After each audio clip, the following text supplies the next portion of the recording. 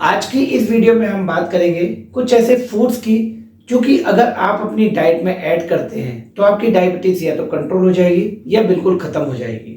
और यदि आप इस चैनल पर नए हैं तो मेरी आपसे रिक्वेस्ट है कि इस चैनल को जरूर जरूर सब्सक्राइब करें और बेल आइकॉन का बटन भी हिट करें ताकि फ्यूचर में आने वाला कंटेंट आप तक सबसे पहले पहुंच सके। तो आइए बिना देरी किए जल्दी शुरू करते हैं इस इंटरेस्टिंग वीडियो को।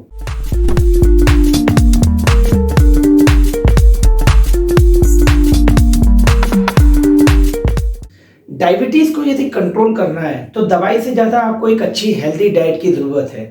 हो सकता है आप अपनी डाइट में कुछ ऐसे फूड्स खा रहे हैं जो कि आपके खून में शुगर की मात्रा को बढ़ा रहे हैं, तो आप भले ही लाखों रुपए की दवाइयां खाते रहें, आपकी डायबिटीज ठीक नहीं होगी और आपको हमेशा समस्या बनी रहेगी। तो डायबिटीज के केस में आपको अपनी डाइट का बहुत ज्यादा ख्याल रखना है। आपको अपनी प्लेट का 50% सैलेड के रूप में लेना है, 25% दाल या सब्जी के रूप में लेना है और बाकी का 25% होल ग्रेन की चपाती के रूप में लेना है। तो आपकी थाली का जो सबसे ज्यादा हिस्सा है यानी कि सलाद, सबसे पहले हम उसी से ही बात करते हैं। वैसे तो डायबिटीज में सभी तरह के सलाद को अच्छा माना गया है, लेकिन डायबिटीज के पेशेंट के लिए प्याज के सलाद को सबसे अच्छा माना जाता है। प्याज के अंदर फाइबर रिच क्वांटिटी में होता है जिससे आपकी डाइजेशन अच्छी बनी रहती है और आपको कब्ज या एसिडिटी की समस्या नहीं होती। इसके अतिरिक्त प्याज में एंटीऑक्सीडेंट भी होते हैं, तो अगर डायबिटीज के केस में आपको कोई भी कॉम्प्लिकेशन होते हैं वो भी कम होते हैं। और प्याज में क्रोमियम भी पाया जाता है। क्रोमियम हमारी बॉडी में इंसुलिन सेंसिटिविटी को बढ़ाता है जिससे आपकी डायबिटीज कंट्रोल में रहती है। और प्याज के अंदर पोटेशियम भी पाया जाता है। पोटेशियम हमारे ब्लड प्रेशर को कंट्रोल करता है जिससे आपकी हार्ट हेल्थ अच्छी बनी रहती है। प्याज का सलाद बनाने के लिए आपको एक बाउल में आधा कटा हुआ प्याज लेना है और आधा कप आपको पालक लेना है जो कि कटी हुई हो। इसके अतिरिक्त आपको आधा कप टमाटर लेना है और 1/4 कप इसमें आप ककड़ी या खीरा मिला सकते हैं। अब इनको आप बाउल में अच्छी तरह मिला लीजिए और फिर इसमें आप 1 चम्मच ऑलिव ऑयल डालिए। अब इसको अच्छी तरह मिलाने के बाद आप इसमें थोड़ा सा नींबू का रस और काली मिर्च और काला नमक अपनी स्वाद के अनुसार मिला सकते हैं और बहुत ही आसानी के साथ आपका प्याज का एक हेल्दी सलाद तैयार हो जाता है।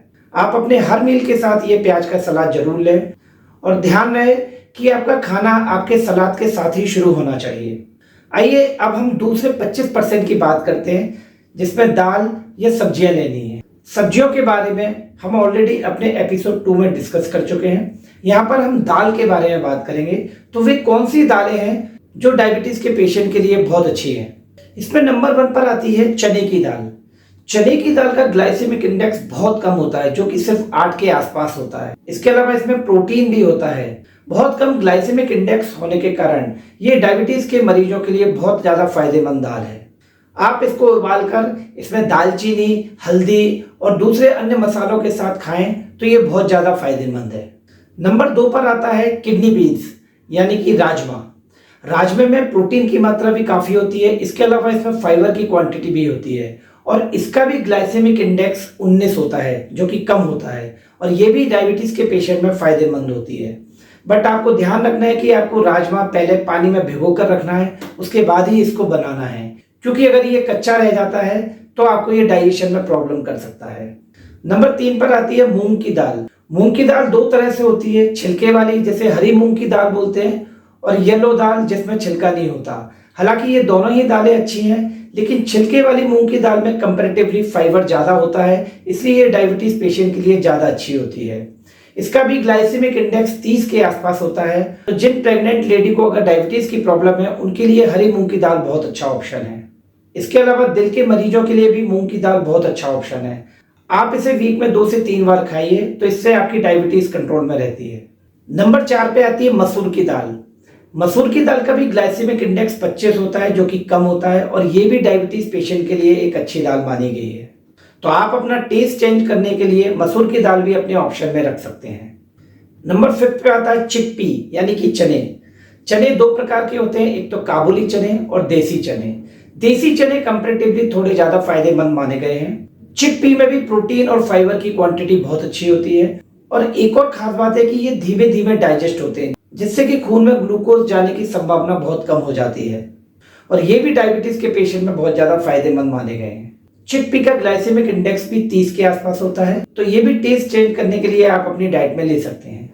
इसके अतिरिक्त जो बाकी का 25% है वो आपको होल ग्रेन की चपाती के रूप में लेना है। आप मिलेट्स की चपाती लें तो सबसे बेहतर है।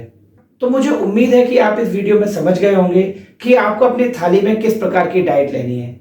डायबिटीज के केस में आपको कौन सी सब्जियां खानी है और कौन सी नहीं खानी है, जानने के लिए देखिए ये वीडियो। Thank you.